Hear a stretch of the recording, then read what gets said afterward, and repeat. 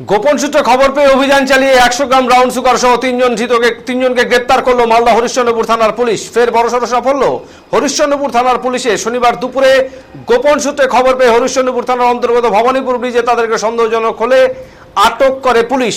এরপর তাদের জিজ্ঞাসাবাদ করলে তাদের কাছ থেকে উদ্ধার হয়েছে 100 গ্রাম ব্রাউন সুগার। ধৃতদের নাম অমিত শাহ, খোকন দাস ও রফজান। তাদের প্রত্যেকেরই বাড়ি বিহারের বারসুই এলাকায়। ধৃতদের জিজ্ঞাসাবাদের পর 7 দিনের পুলিশ হেফাজত চেয়ে ধৃতদের রবিবার চাঁচল মহকুমা আদালতে পেশ করা হয়।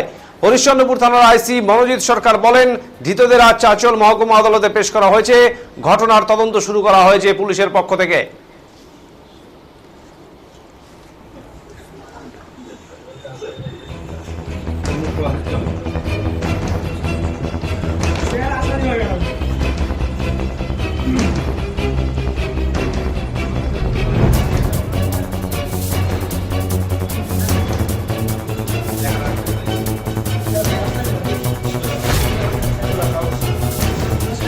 ভাই